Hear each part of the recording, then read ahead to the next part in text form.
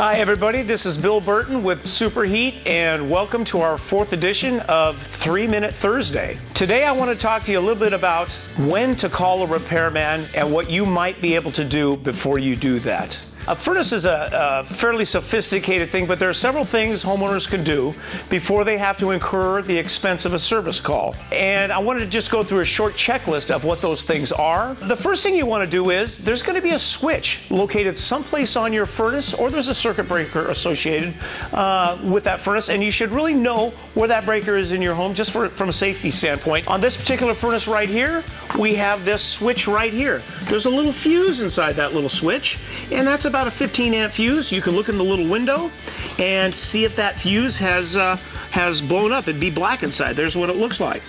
And there is a little switch right here as well. This is the on-off switch. This will turn off the furnace. It will turn off the power to the furnace. You can reset that circuit board by simply turning off this switch after checking the fuse, of course. Flip it off. You might want to leave that off for about probably 20 or 30 seconds or so, and then simply turn it back on.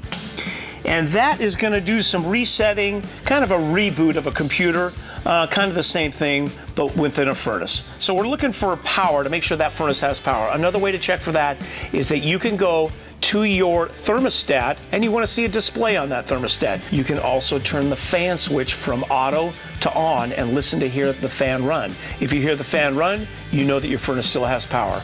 There is also, and it gets missed a lot in furnaces, there's also a door switch associated with the blower panel, and that's this right here. And it's just the same as like a refrigerator switch that you'd see that turns on the light. There it is right there. If this door becomes loose for some reason, that little guy pops out and you'll have no power to the furnace and it won't run. So make sure that the door is in position and tightly on. Another thing that we get a lot of calls on is simply a dirty filter. A dirty filter is going to cause a lack of airflow. The furnace is going to overheat. It's such an easy thing to check, but that will cause a service call, and it's a simple one to fix yourself. Another thing that we can look at is going to be, do we have a fuel source? And we have to have fuel for that furnace to be able to work. We want to take a good look at our thermostat, and we want to make sure that the settings are correct. Did somebody inadvertently turn a switch, turn it down, forget to turn it onto the heat setting or something like that? We want to have a display on the thermostat. We want to make sure that it's set for heat.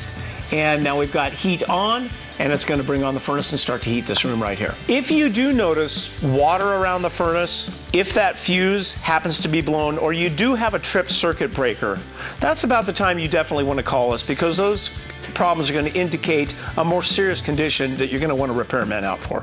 One thing for sure is always going to be safety first, and so we don't want anybody to get into something that they're not comfortable with. If you're not comfortable with any of this stuff, please give us a call. We're at 755-2220, and we'll be glad to come out. We have very reasonable rates for our service calls, especially for our service agreement customers. This is Bill Burton with 3-Minute Thursday. Appreciate you watching.